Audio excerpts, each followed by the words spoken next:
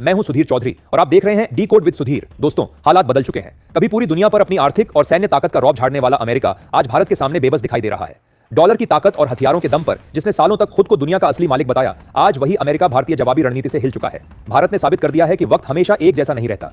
अब वही अमेरिका जो भारत को आंखें दिखाया करता था, उसी भारत के सामने झुकने पर मजबूर है। यह कोई साधारण खबर नहीं, बल्कि इतिहास का ऐसा अध्याय है जिसे आने वाली पीढ़ियां मिसाल की तरह पढ़ेंगी। ट्रंप, जिन्होंने हर मंच पर अमेरिका फर्स्ट का नारा बुलंद किया, आज खुद अपनी ही संसद में घिर चुके हैं। रिपब्लिकन पार्टी के भीतर बगावत शुरू हो चुकी है। विपक्ष पहले ही हमलावर है और हालात इतने बिगड़ गए हैं कि पिछले कुछ दिनों में 13 सांसद इस्तीफा दे चुके हैं। बाकी सांसद खुलकर चेतावनी दे रहे हैं, अगर भारत पर से टैरिफ नहीं हटाए गए तो ट्रंप को कुर्सी छोड़नी पड़ेगी।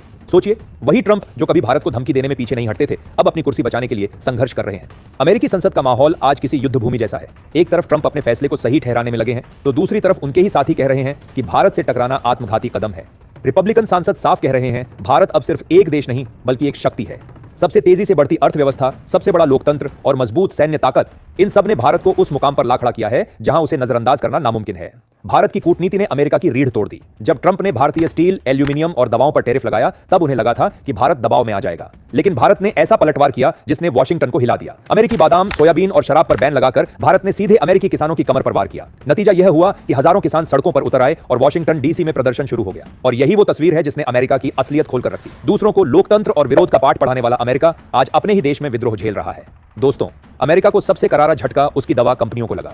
भारत ने अमेरिकी जेनेरिक दवाओं पर रोक लगाकर पूरी बाजी पलट दी और अपनी सस्ती और उच्च गुणवत्ता वाली दवाओं को दुनिया भर में सप्लाई करना शुरू कर दिया। नतीजा, सिर्फ 6 महीने में भारत की फार्मा इंडस्ट्री ने रिकॉर्ड 45 अरब डॉलर का एक्सपोर्ट कर डाला। वहीं अमेरिकी दवा कंपनियां घाटे में डूब गईं। यूरोप से लेकर एशिया और अफ्रीका तक हर जगह भारत की मेडिसिन को हाथों हाथ लिया गया और अमेरिकी इंडस्ट्री पर ताले लटकने की नौबत आ गई। लेकिन भारत यही नहीं रुका। आईटी सेक्टर की ताकत का इस्तेमाल करते हुए भारत ने अमेरिका को दूसरा बड़ा झटका दिया। रूस और चीन के साथ मिलकर भारत ने क्लाउड टेक्नोलॉजी और आर्टिफिशियल